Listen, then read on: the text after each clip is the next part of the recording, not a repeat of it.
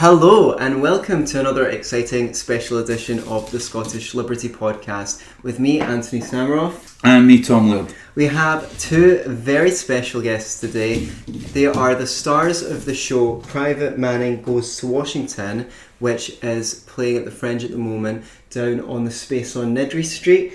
Matt Steiner and James Ford. James Ford is my credited name, but I've confused everybody by telling them they can call me Jim. So I'm proud to say I've thrown a wrench into the works already. And I went and saw Private Manning Goes to Washington a couple of nights ago and was blown away. Would you guys like to start by telling us a little bit about what the show's about?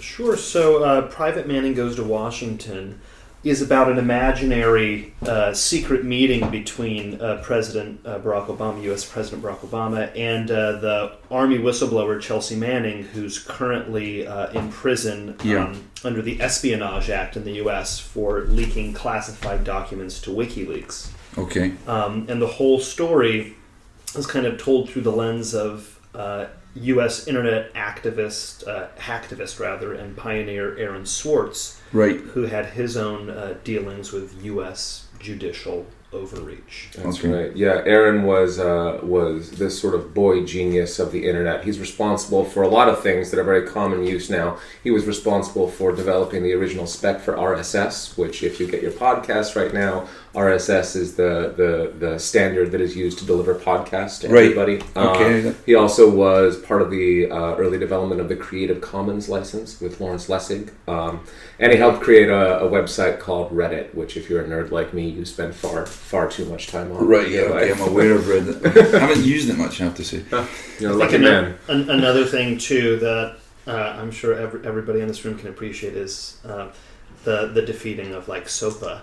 That's right. HIPAA, like a big, would you say, Jim, a draconian internet regulation law in the U.S. that was pretty much set to pass. Yeah, it was on both sides. Had massive support for it, and Aaron really led a grassroots, incredibly surprising defeat of it. There was ostensibly, what was the reason for wanting this legislation? Was it the usual tropes? Was it internet pornography and child abuse and stuff? It was copyright protection more than anything. Right. It was trying to shut down various sites like the Pirate Bay and all the various movie streaming. Intellectual Property Act is what it was. It was a concession to all the great big content owners out there. And, Yeah, and Aaron led a movement that maybe some people remember, where a bunch of very popular websites, including Wikipedia, went dark for a day. You couldn't get on any of them at all. Yeah. All that you saw was a message that said,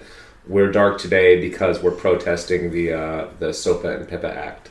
So everybody that tried to look up, who the star of their favorite television series was that day was suddenly met with a message. Yeah, exactly. And met with a message to say, call your congressman. And then what's the status of Swartz at the moment? It's deceased. Yeah. Okay. So that's, getting back to the show. So this ends up being a story of two individuals who are similar in their belief that information should be free, and similar in that the U.S. government arguably overcharged them to make an example out of them. They both were initially charged with 35 years in prison. Mm-hmm. Aaron's was bumped up to 50 years, I believe, and a maximum of a $1 million fine. And he ended up committing suicide. Is it right before the trial began? Right before the sentencing, I believe, because they were working out plea bargains. Basically, they'd worked out a plea bargain where he was possibly only going to spend 6 months in a federal prison. But before anybody could agree on that plea bargain, Aaron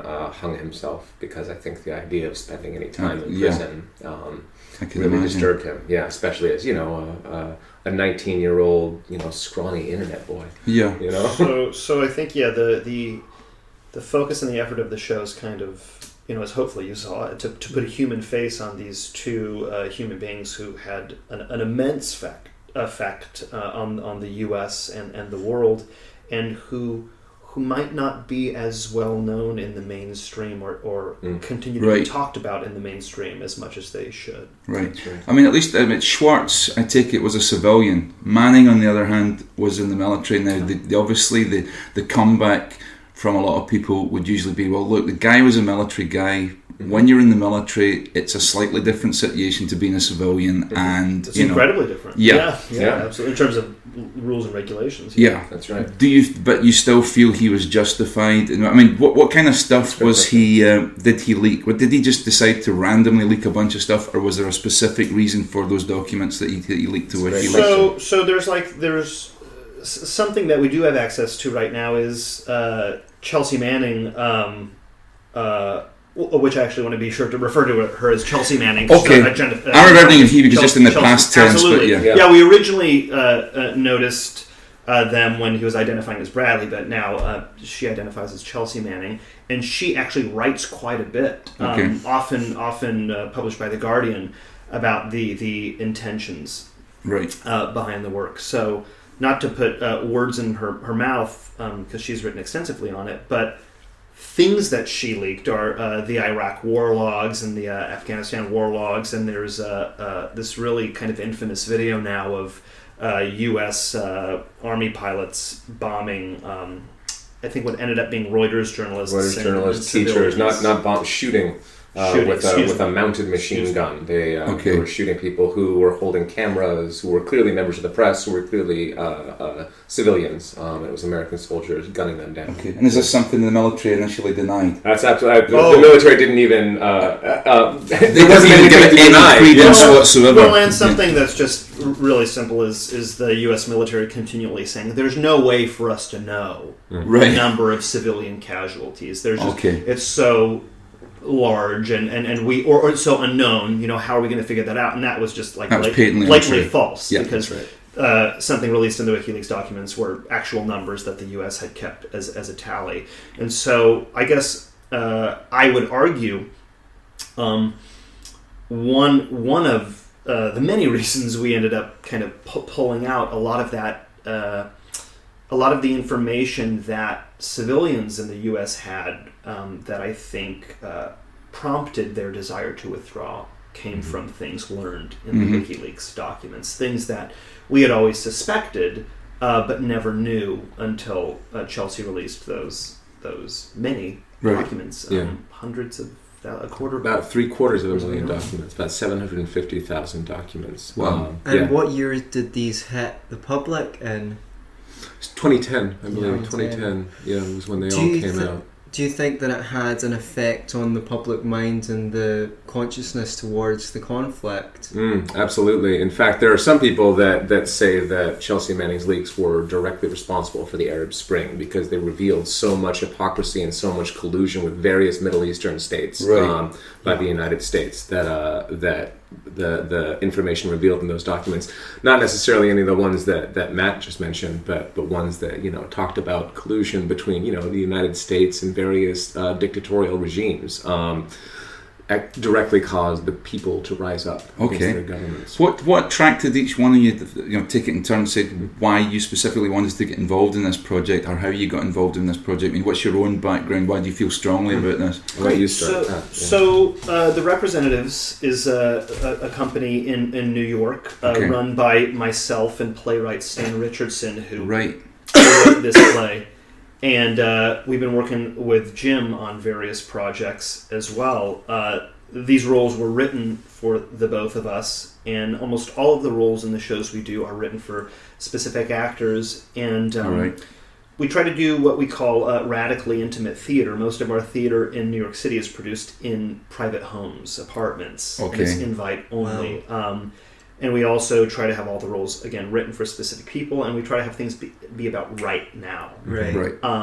Because as much as escapism is worth something, I think the theater that Stan and I are often attracted to are things that are happening right now. Theater has the ability to get people into a room, hopefully talking about things after. So in New York, we throw a party after every single show. So that we can have the conversations that we're having now. We can't quite do that at the Fringe because there are literally 3,000 shows. One after the other. And all of our shows, I think, are connected by there is some sort of socio-political happening usually in the background of the show. I would say this is the most direct engagement with something, and it started out as a piece of. It started out with the question of what if we created a piece of theater to free Chelsea Manning. Then I think it turned into something else, and a lot of the journey that we took as creators ends up in the play. Through the characters of Billy and Aaron, their doubts about whether theater can actually do something, their arguments for and against the freeing of Chelsea Manning, and their ambivalence about how she did what she did. A lot of that, I think, is reflective of genuine thoughts and opinions that we have in the company, debates we've had, and conversations that we're still having with ourselves and other people. Right. Yeah. And you, Jim? Well, I mean, as far as what originally attracted me to work with the representatives, a lot of the theater that I do in New York similarly takes place outside of theaters. That excites me very much. Both the idea of ending the theater building as church, right? By making it less sacred, very John Berger ways of seeing stuff. I do a lot of theater in New York that is actually straight up trespass theater. We break into places where we do illegal pieces of theater. We've cut locks and snuck audiences into power plants. We've done stuff along this canal in New York City called the Gowanus Canal, which was it's a toxic waste site, basically, and we made that the guerrilla theater. Yeah, that's right, guerrilla theater. So the designer that often works with the representatives, Paul, is an old friend of mine. We've done a lot of old crazy experimental theater together, and he told me about the representatives who normally do shows in apartments, and in this case, they were doing a show in a church. And he told me about them, what they do, and I said, do they need anybody to, show people to their seats, tend bar or anything? And I wound up tending bar for them. Okay. And from there, I wound up, they came and saw the show that I did. And he wound up as the lead in our next show. That's right. He was literally a volunteer bartender. That's right. Okay. We did go see him in the show after that. But was he just acting as a volunteer bartender? Or was he hard to say. Play within a play, etc. To do with the people we work with and the type of theater we like to create. Because I'm not kidding that we literally throw a party after every single performance. That sounds wild. Because we think it's our responsibility as artists to both create the art and then create the space to discuss that art, or honestly, what the fuck is the art worth if you're not going to talk about it afterwards? Okay. And so whenever we're choosing collaborators, obviously we want to make sure that they are talented, which we had a hunch about Jim, and then we saw him in the show. We're like, oh, great, he's exactly as good as we thought he was, if not even better. But I think even more so, we're looking for people that we honestly want to have like 10 to 16 parties with back to back, and that we think would generate this type of conversation. And actually, Stan and I were just talking the other day as we were walking through the meadow, like taking someone on this trip to Edinburgh. I want someone who, as a collaborator, who's going to continually challenge me, who's going to continually offer me new ideas and new perspectives of seeing things, and I definitely think Jim falls in that category. And why? It sounds like a silly question. Why the Fringe? I mean, obviously, I get why the Fringe, but why this particular play at this time? And what's the relevance for a European audience? Do you think? Great. So first of all, on a purely practical level, why the Fringe? Biggest theater festival in the world, and just as a company, we're growing and would like to start touring things. Why this show at the Fringe? This is a more specific question, because we were going to go the year before, but then we ended up saying, the show that we're doing, I can't really defend why we would be doing this at the Fringe. But a lot of the focus on the company, as I might have mentioned before, is on telling stories about people that either people don't know about, people aren't talking about enough. Right. And I think just the opportunity to talk about Chelsea Manning and Aaron Swartz on, the biggest world stage was a little too amazing to pass up. But most people think about the Fringe, they think about, I would reckon, I mean, it seems completely dominated by comedy. Sure. Yeah. So does that present any difficulties in of itself? Or I think a ton of difficulty. Okay. I mean, one of the big activities as an artist that you go through at the Fringe is promoting your show, right? You spend a lot of time on the street just handing out flyers. Yeah. And it is very difficult to... when there's people that are juggling fire around you or literally, doing literally like 5 feet away. Yeah. And we're basically walking up to them with a flyer that says, would you like to see a show about WikiLeaks? Or would you like to see a show about whistleblowers or data liberation? Would you basically like to be challenged and possibly move to tears tonight, as opposed to go and see some burlesque. Or go see some burlesque, exactly. It sounds like a pretty good plug to me being moved to tears. Matt, in the show you actually play Aaron, and a very autistic performance it is, if that isn't too I should make sure you're saying autistic and not artistic. Okay, it's both. Kind of mixture of both, yeah. It is, yeah. I was wondering what that was like and how you drew your inferences for recreating Aaron. Sure. It was incredibly difficult. I mean, to be honest, it's one of the most difficult things I've done, and I'm continuing to talk about that and analyze, like, why was this so hard? And I think one of the very obvious reasons is because he was a real person. And so I started out this journey. There's this amazing documentary, The Internet's Own Boy, which I watched, and which is about Aaron. Which is about Aaron Swartz and his life and work, and a really incredible book of his writings called The Boy Who Could Change the World, The Boy Who Would Change the World, with a foreword by his friend and once colleague Lawrence Lessig.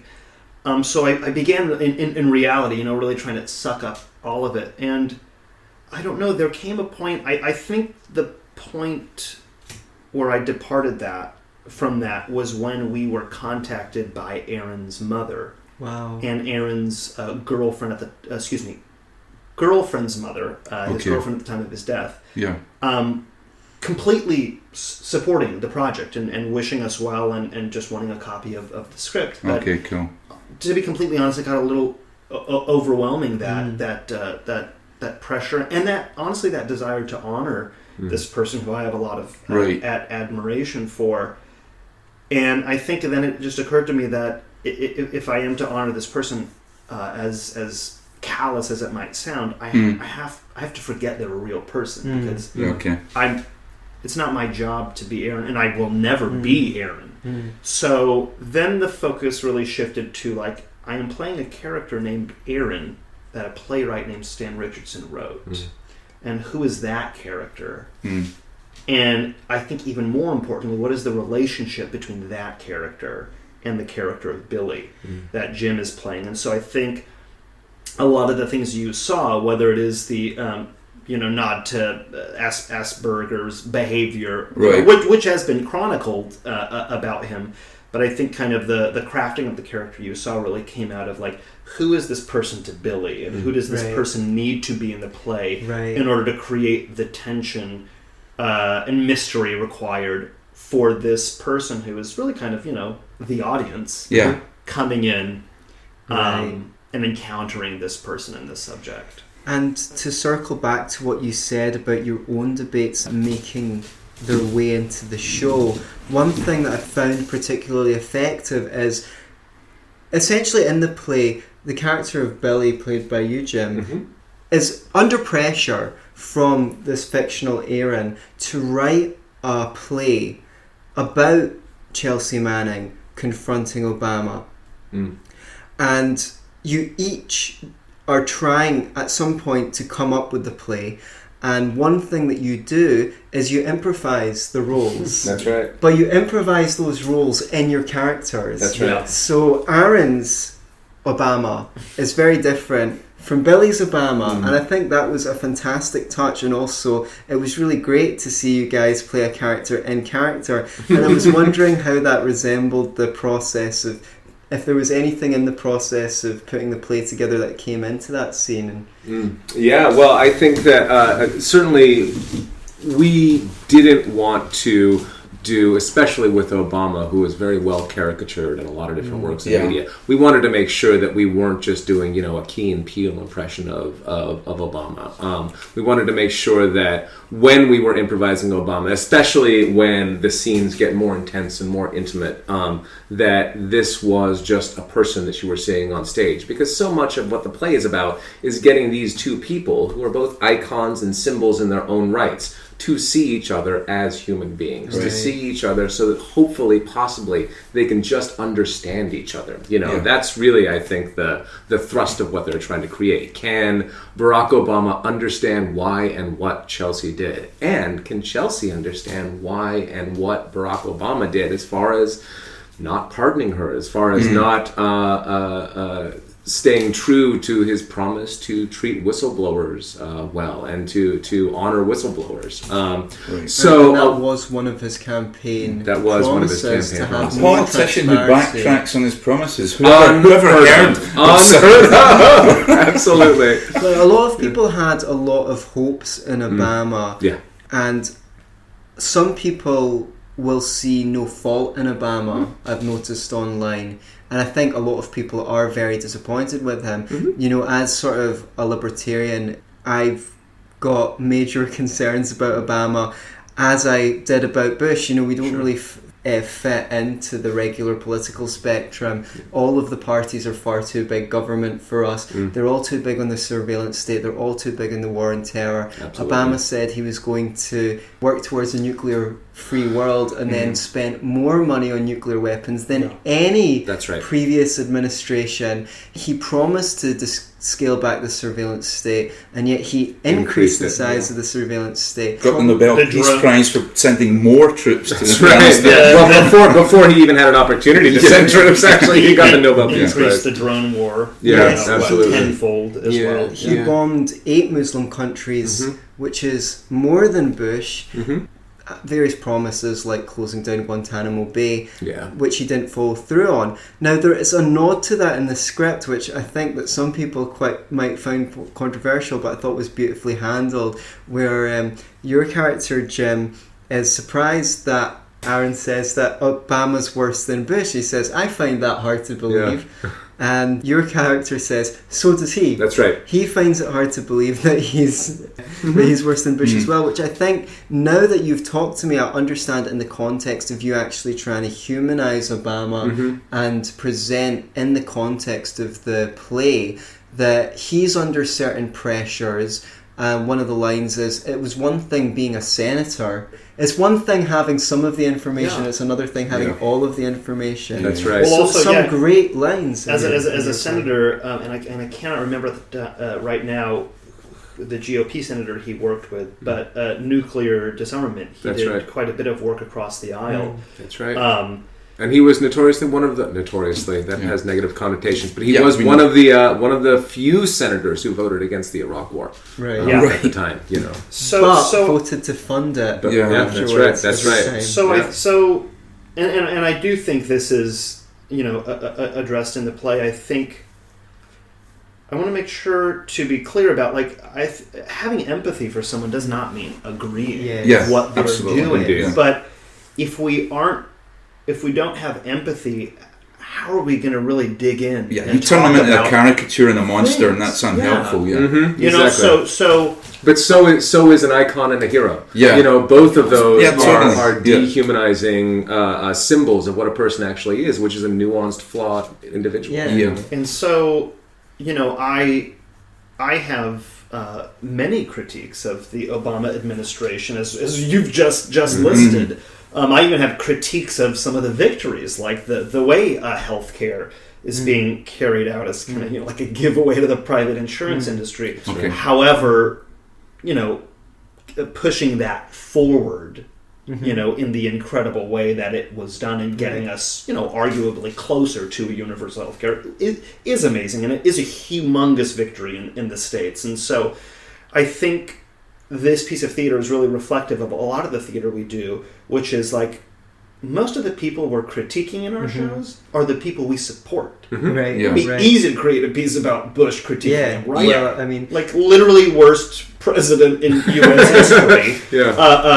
Got us into almost every foreign policy critique. Almost every foreign policy. There's a few that'll make the finals for that. Of Obama. Indeed. You could trace back to the Bush administration, Right. but that also does not let the Obama administration off the hook. I feel like that's often the conversations we're getting into. Is it's not it doesn't always have to be a binary. It doesn't always have to be like, oh, because you're for this person, you can't critique them. Quite the opposite. If you're going to support this person, you better critique them because you put your name on that. Right. And our name, the U.S. is literally put on bombs that are bombing people across the world. So it's my responsibility to critique the person that I voted for. Well, that's refreshing. But why do you?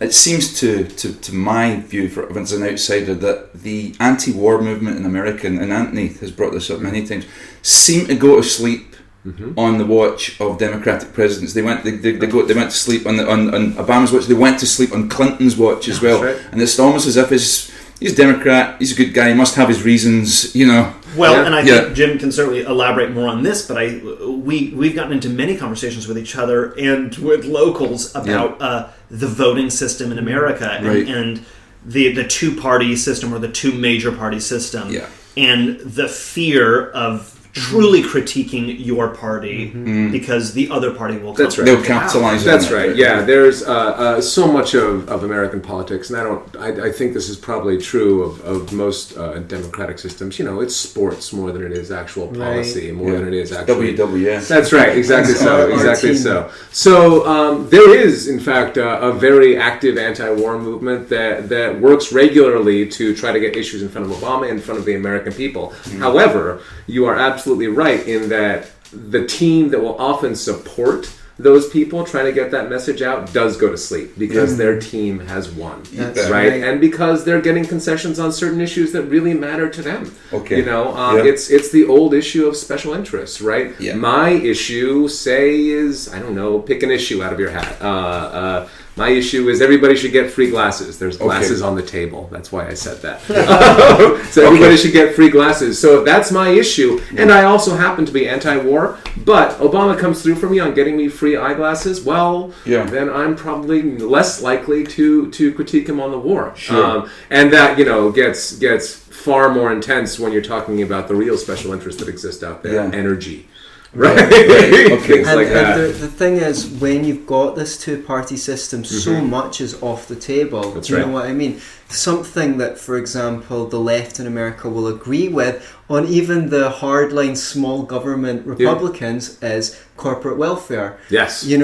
But because both parties are talking about gay marriage, abortion, gun rights, and all the things that are like really hot topics to debate on, getting rid of corporate welfare is off the table. Yeah. If I was going to start cutting government, I'd start cutting from the top. Sure, absolutely. From the people who there's so many issues that both parties can just hold off the table completely when you've got these kind of turf wars over my team versus your team, when what's really important, stuff like the Federal Reserve being able to control interest rates and print money at will, and it's abused that also at times, which would piss the left off, like when there was major union actions and things like that, they'd change the interest rates or withdraw the money supply or increase the money supply to make times hard on people so that they had to stop demonstrating throughout American history. But there's a banking cartel there's a military industrial complex, and as long as the ping pong ball just keeps on getting hit from one side of the table to the other,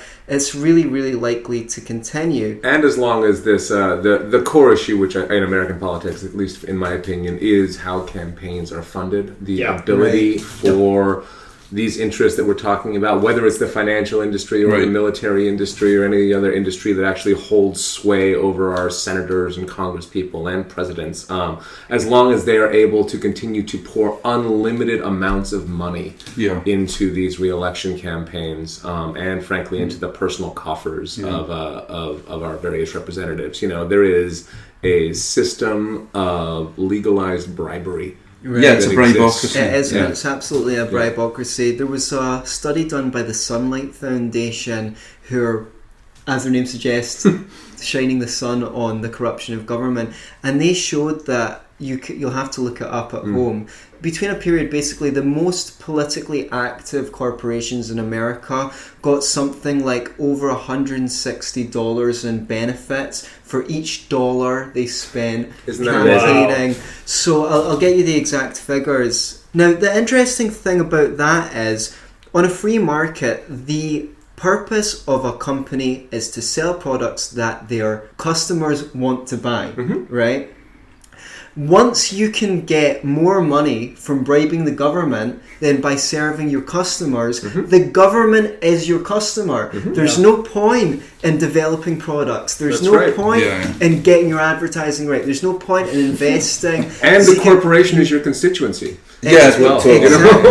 Exactly. For the politicians, the corporation's now their constituency rather than the voter.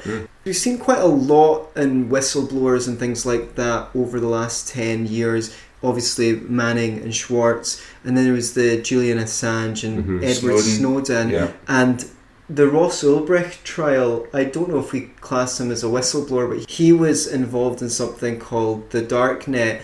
It was basically an area of the internet that's unmonitored, and people were selling drugs and all sorts of things. Was he Dread Pirate Roberts? Yeah, he was pinned for being the Dread Pirate Roberts. Whether he actually was the Dread Pirate Roberts or was one of several people acting under that, they put it on him, and they maybe over-sentenced him to make an example. And the thing is, in that community, there was so much accountability because they had star ratings for sellers, and people were giving out good information on how to take things safely. That's right. And everything that would be happening not on the dark road if we didn't have a drug war, which we spend God knows how much money on locking away people for doing no harm to others. That's right. At great expense.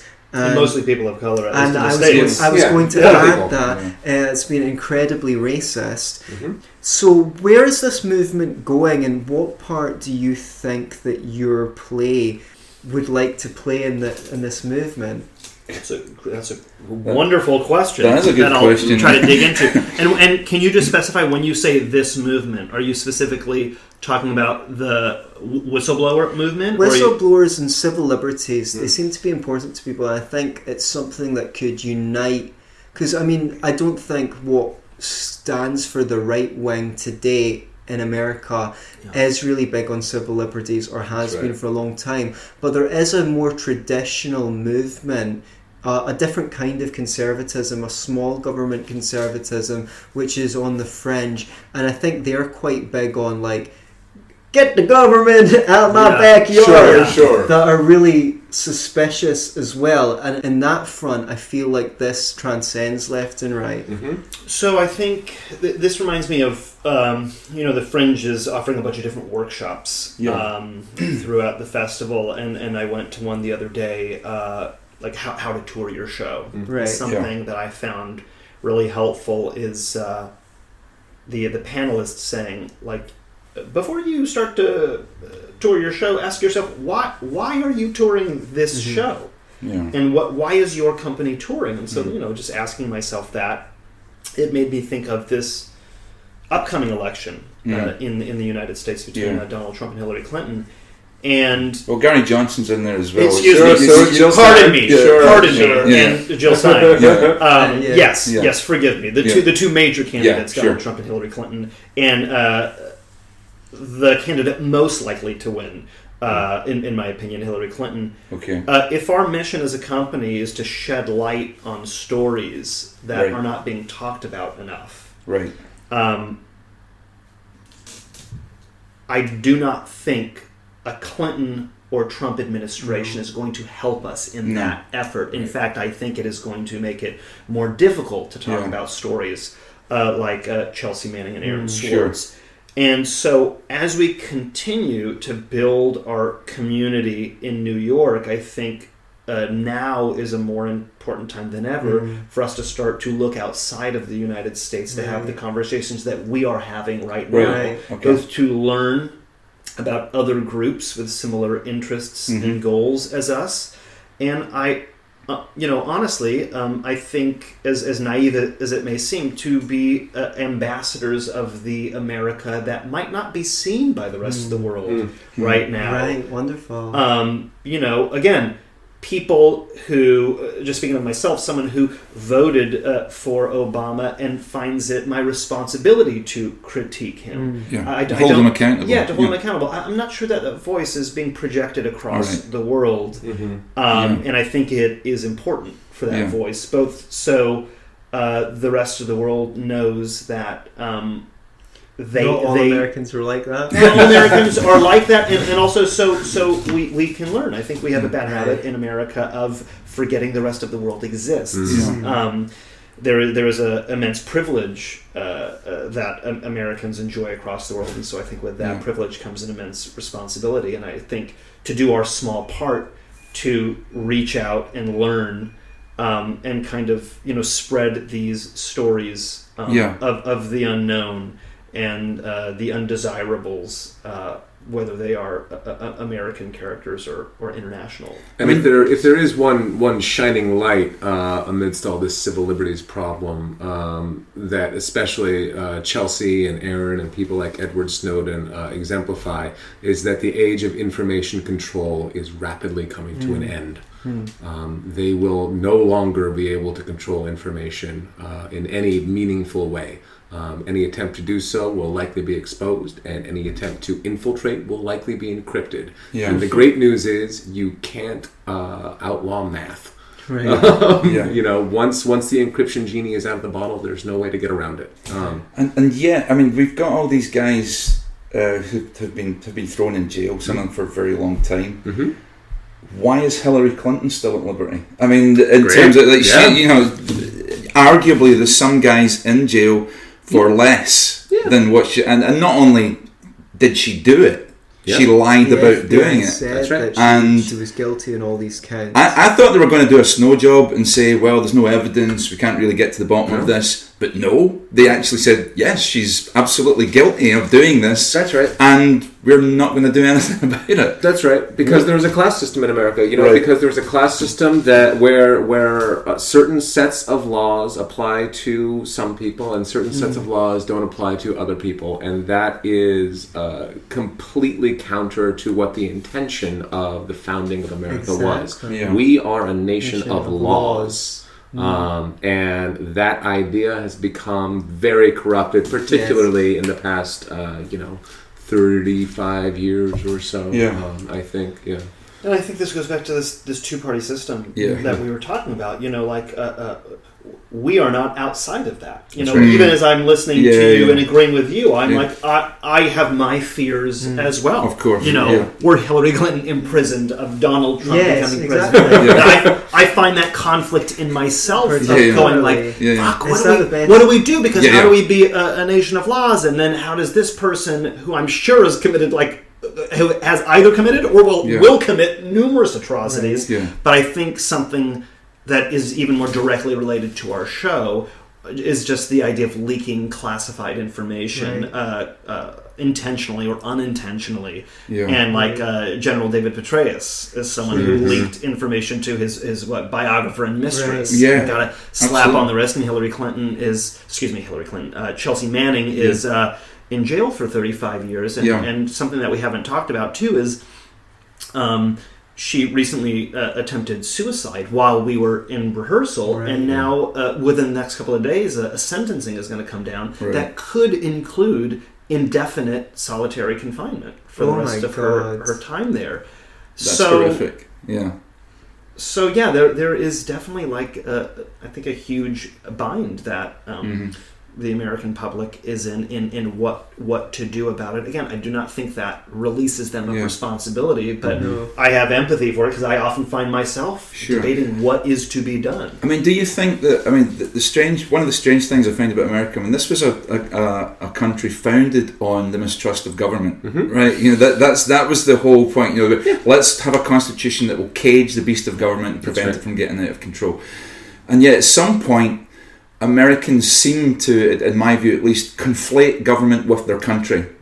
you know, because they became one and the same. I feel like there's always been two Americas, or like multiple Americas, right? So that America you're talking about totally exists, and that's how it was founded. Also, the Electoral College was created to protect America from the populace. Right. Yeah. So those two things. That's right. Exist. Yeah, right? I mean, there is I think what's happened is we've got an oligarchy in America. Yeah. You know, we have a system where there is just a straight up control of the vast unwashed by an extremely wealthy upper class. You know, the kind of people that are controlling immense amounts of wealth and are using it to and there is no greater god in America than the dollar. Yeah. You know, that is what everybody worships more than anything. That's what everybody wants. That's one of the reasons that poor people vote against their own best interests a lot of the time, because they believe that one day they'll be rich. Right. Yeah. And yet that same dollar that they're worshipping just ain't worth jack shit. We actually look at it. Sure. Yeah, it's been sliced and diced that many times. Sorry, Antony.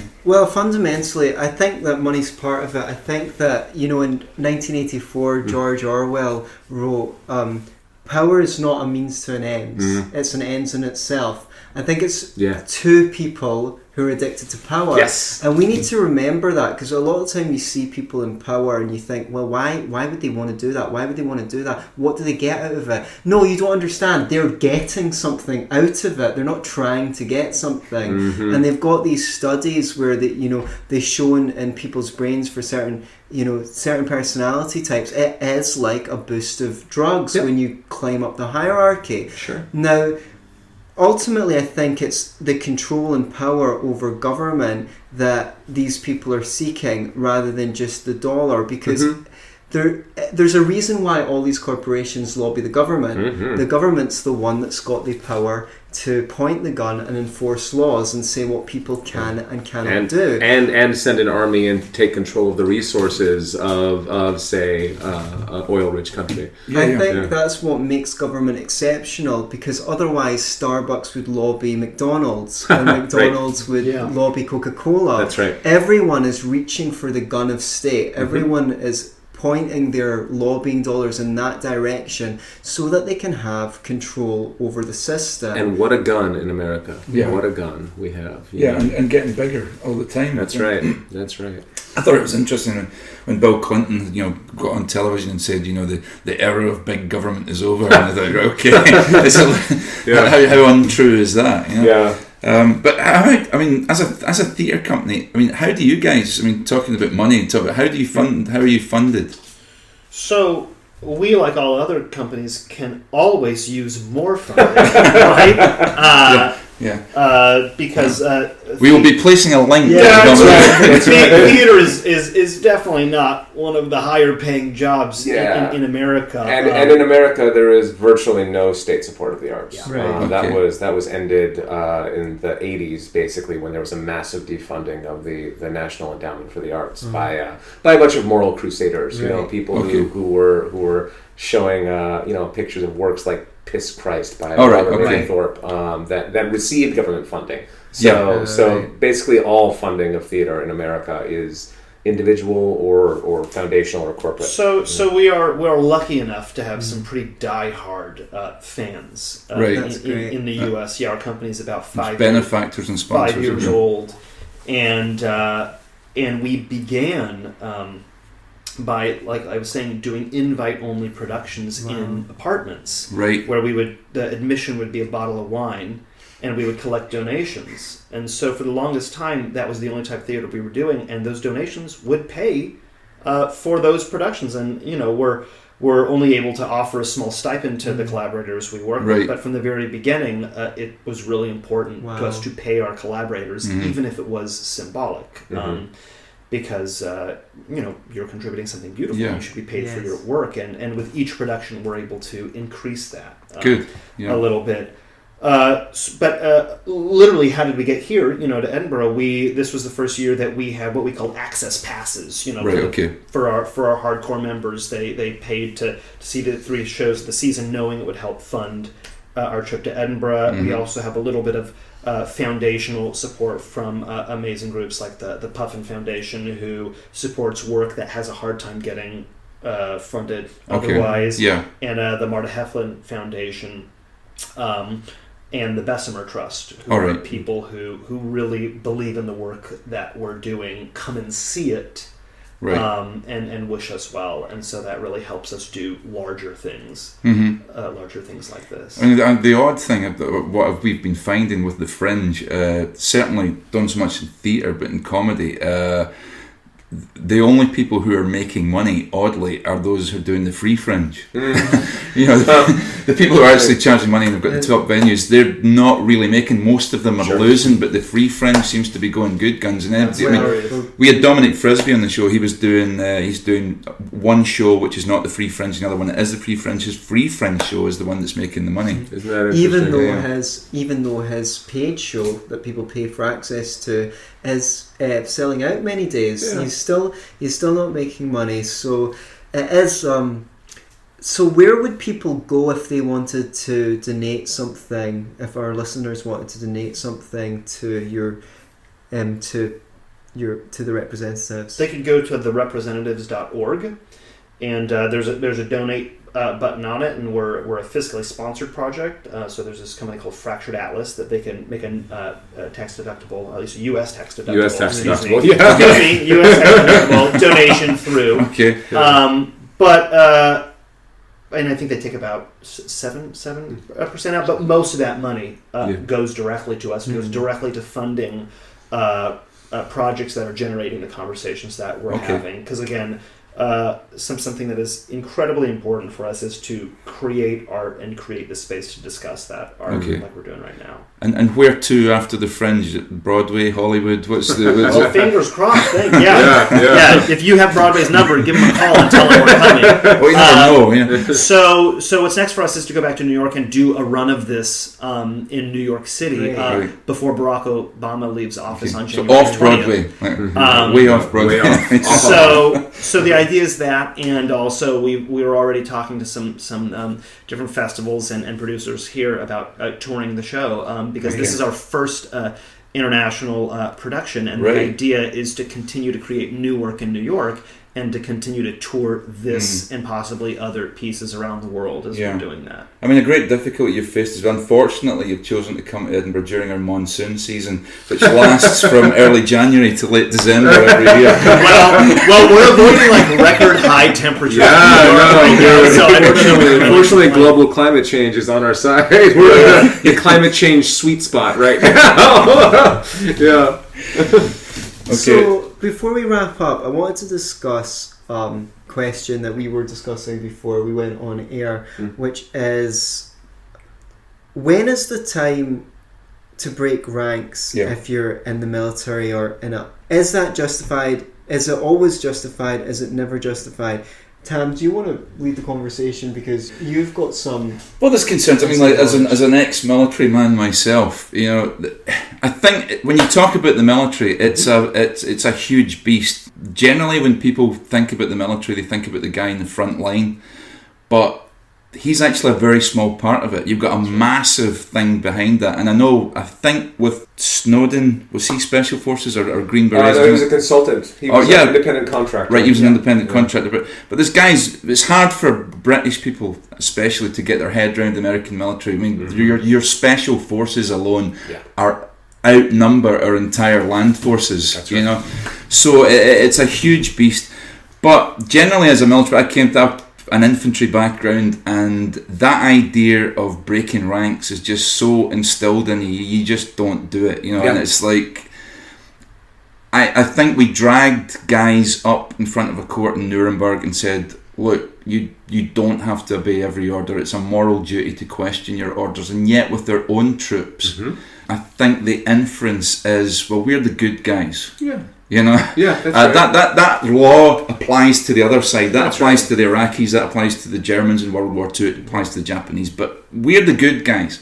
So when you break ranks, there's still a part of me when I first heard about Chelsea Manning, I was like, you don't do that, man. Why would you do that? And I wasn't thinking in my libertarian mode. I was thinking in my old military mode of, this is just not what you do. This is dangerous. In fact, you could be endangering the lives of lots of your colleagues, guys working undercover, so forth. So for you, when does it become an absolute imperative to break ranks and to leak? And when do you make that decision to say, this could endanger other people's lives? Well, I have fortunately never ever been in a situation where I've had to make that decision. So I don't really know the answer, because I think it's a very personal decision for everybody. I like to think that if I were to see a gross injustice going on, gross injustice that involved the death of thousands of people, which is the kind of stuff that Chelsea Manning was seeing on a daily basis, that she was just basically dragging from folder to folder, because that was her job. She was a desk person, I like to think that if I were to see that kind of gross abuse of power going on, that I would be brave enough to face the consequences that she has faced. I don't know that if she even knew the consequences that she would face, if she would have gone ahead with it. That's interesting. To tell you the truth. But she was, fortunately for us, and fortunately for the people that she's helped by releasing that information, she was a rebel through and through. So she did it, I think, maybe without the thought of consequence. Well, I think because it's an even more extraordinary thing if you have been inside the military and you know that you do not have the recourse to things that a civilian would automatically have a recourse to.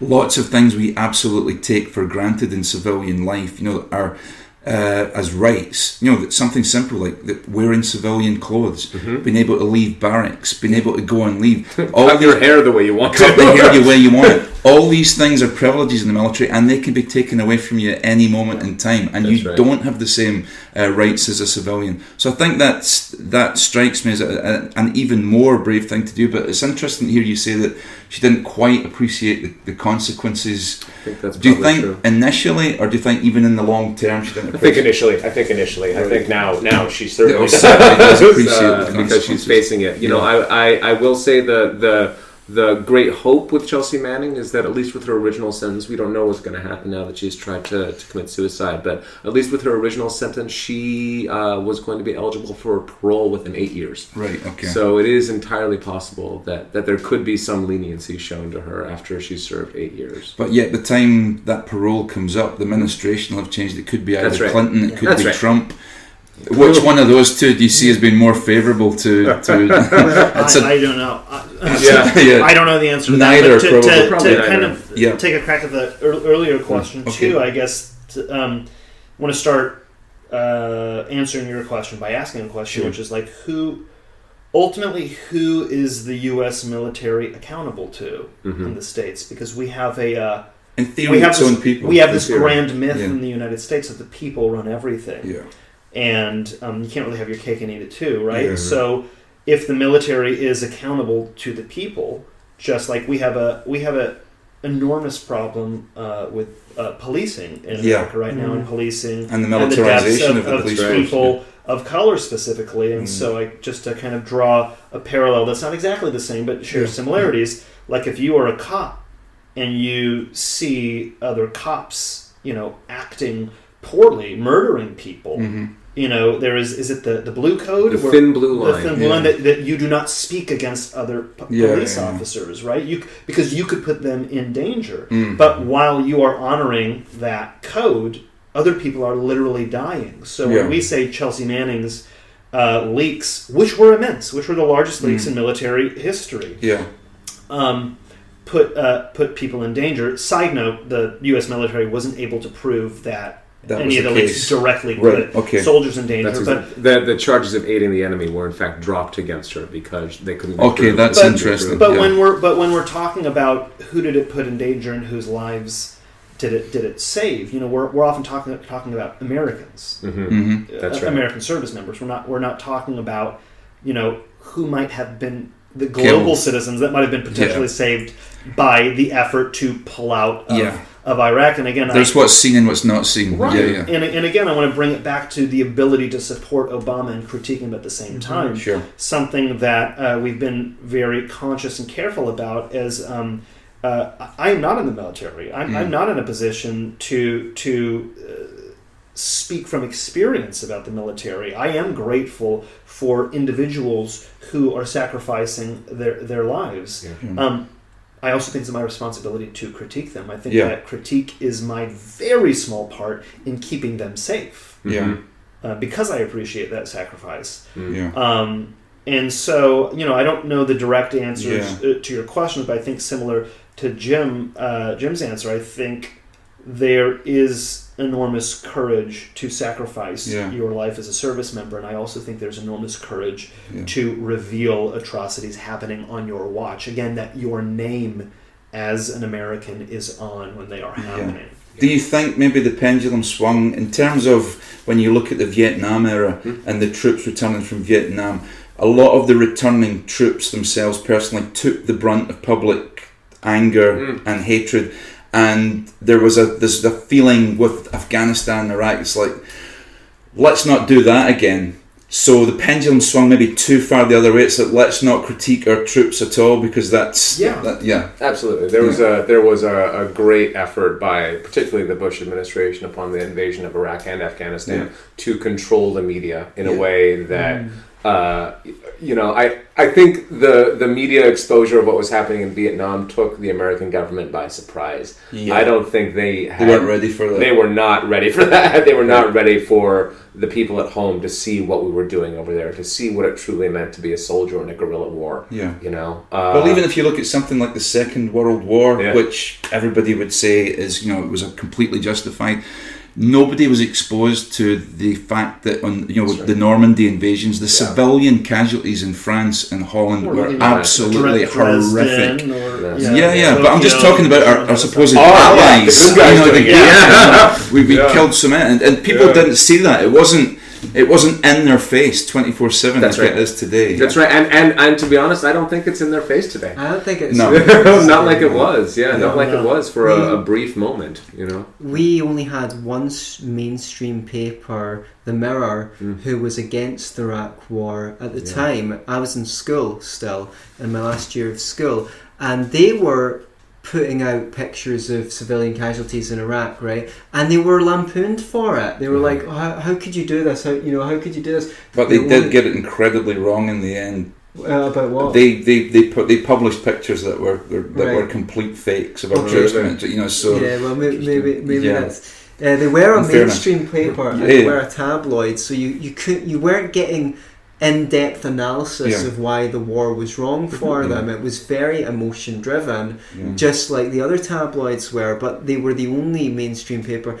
Even things like The Guardian and The Independent, which you would regard as left-wing newspapers, were ignoring most of this. In the run-up to the Iraq War, the proof of weapons of mass destruction, the New York Times, which again you would generally think of as being a fairly left-leaning organization, wound up being a mouthpiece for the administration's drive towards war by people within the Bush administration giving exclusives to the reporters and leaking information to the reporters that was actually patently false. And then those leaks that were given to the New York Times were actually used as evidence by the administration in their drumbeat for war. Right. Wow.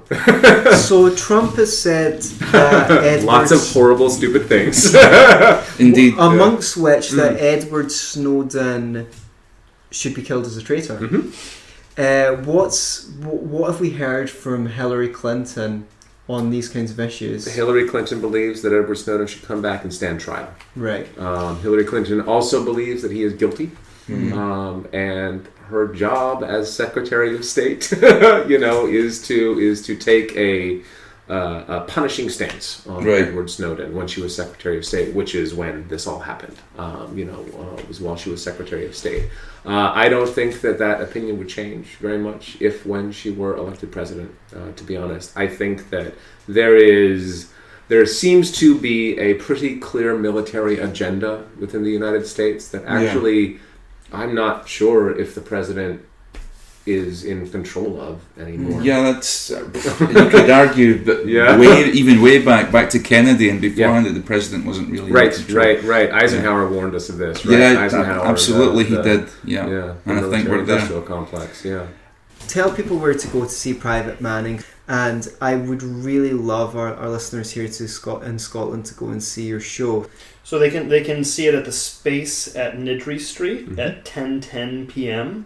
Show up at 10. Yeah. Show up 10 minutes before. You can buy tickets through the Niddry Street box office or the Fringe box office. There's even a link on our website, therepresentatives.org. Okay. So yeah, Private Manning Goes to Washington by the Representatives. Come see the show, and after every show, we let the audience know where we're drinking because great. we would love Right. for them to come and talk to us. And we also, at the end of every show, hand out postcards addressed to Chelsea Manning. So should they want to start a correspondence after the show, Okay, wonderful. they're able to. Well, guys, it's been absolutely fantastic. I think this is one of the most rewarding ones we've actually done. Oh, it's great. So, and I'm sure the guys who listen to the podcast will appreciate that as well. So, thanks so much. We appreciate it. Thanks for coming on. Thank you. Yeah, thank you Yeah. guys very much. Thanks a lot.